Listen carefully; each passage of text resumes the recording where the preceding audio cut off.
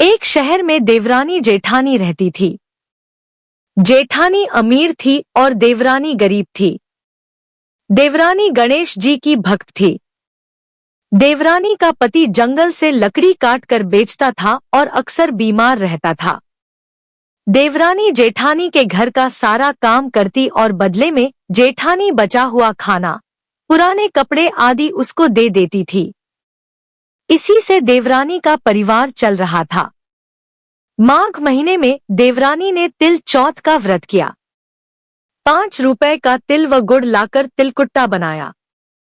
पूजा करके तिल चौथ की कथा, तिल चौथ की कहानी सुनी और तिलकुट्टा छींके में रख दिया और सोचा कि चांद उगने पर पहले तिलकुट्टा और उसके बाद ही कुछ खाएगी। कथा सुनकर वह जेठानी के यहाँ चली गई। खाना बनाकर जेठानी के बच्चों से खाना खाने को कहा तो बच्चे बोले माँ ने व्रत किया है और माँ भूखी है। जब माँ खाना खाएगी हम भी तभी खाएंगे। जेठ जी को खाना खाने को कहा तो जेठ जी बोले मैं अकेला नहीं खाऊंगा, जब चांद निकलेगा तब सब खाएंगे तभी मैं भी खाऊंगा। जेठानी ने उसे कहा कि आज तो किसी ने भी अभी तक खाना नहीं खाया, तुम्हें कैसे दे दो, तुम सुबह सवेरे ही बचा हुआ खाना ले जाना।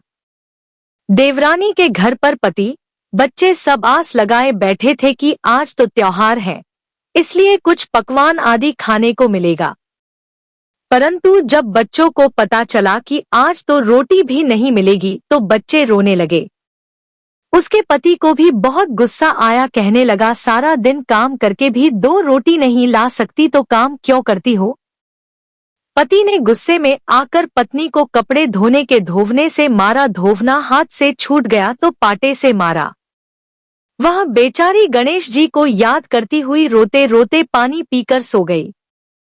उस दिन गणेश जी देवरानी के सपने में आए और कहने लगे धोवने मारी पाटे मारी, सो रही है या जाग रही है। वह बोली कुछ सो रही हूँ, कुछ जाग रही हूँ। गणेश जी बोले भूख लगी है, कुछ खाने को दे। देवरानी बोली क्या दूं, मेरे घर में तो अन्न का एक दाना भी नहीं है। जेठानी बचा खुचा खाना देती थी, आज वो भी नहीं मिला।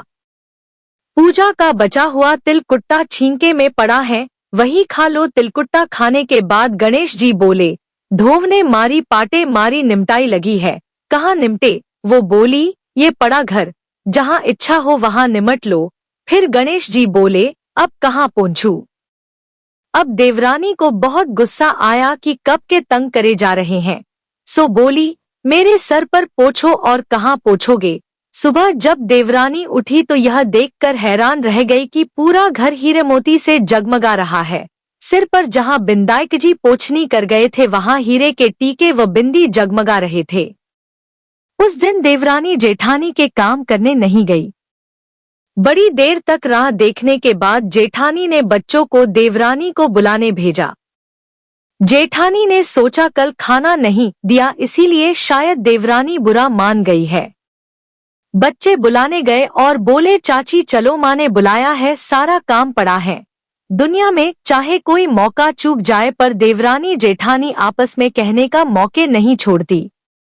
देवरानी ने कहा बेटा बहुत दिन तेरी माँ के यहाँ काम कर लिया, अब तुम अपनी माँ को ही मेरे यहाँ काम करने भेज दो।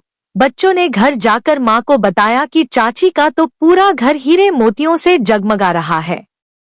जेठानी दौड़ती हुई देवरानी के पास आई और पूछा कि ये सब हुआ कैसे। देवरानी ने उसके साथ जो हुआ वो सब कह डाला। घर लौटकर जेठानी अपने पति से कहा कि आप मुझे धोवने और पाटे से मारो। उसका पति बोला कि भलीमानस, मैंने कभी तुम पर हाथ भी नहीं उठाया, मैं तुम्हें धोवने और पाटे से कैसे मार सकता हूँ। वह नहीं मानी और जिद करने लगी। मजबूरन पति को उसे मारना पड़ा। उसने ढेर सारा घी डालकर चूरमा बनाया और छीके में रखकर और सो गई। रात को चौथ विंदायक जी सपने में आए, कहने लगे भूख लगी है, क्या खाऊं। जेठानी ने कहा हे गणेश जी महाराज, मेरी देवरानी के यहाँ तो आपने सूखा चूंटी भर तिलकुट्टा खाया था, मैंने तो झरते घी का चूरमा बनाकर आपके लिए छींके में रखा है। फल और मेवे भी रखे हैं, जो चाहें खा लीजिए। गणेश जी बोले, अब निपटे कहा। जेठानी बोली, उसके यहाँ तो टूटी फूटी झोपड़ी थी, मेरे यहाँ तो कंचन के महल हैं, जहाँ चाहो निपटो। फिर गणेश जी ने पूछा, अब पोंछू कहा। जेठानी बोली, मेरे ललाट पर बड़ी सी बिंदी लगाकर पोंछ लो। धन की भूखी जेठानी सुबह बहुत जल्दी उठ गई। सोचा घर हीरे जवाहरात से भर चुका होगा, पर देखा तो पूरे घर में गंदगी फैली हुई थी, तेज बदबू आ रही थी। उसके सिर पर भी बहुत सी गंदगी लगी हुई थी। उसने कहा, हे गणेश जी महाराज, ये आपने क्या किया? मुझसे रूठे और देवरानी पर टूटे।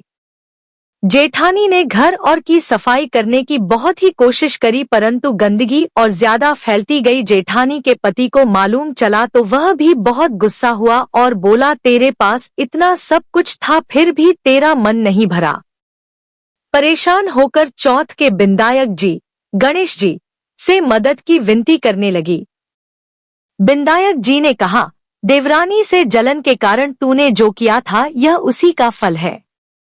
अब तू अपने धन में से आधा उसे दे देगी, तभी यह सब साफ होगा।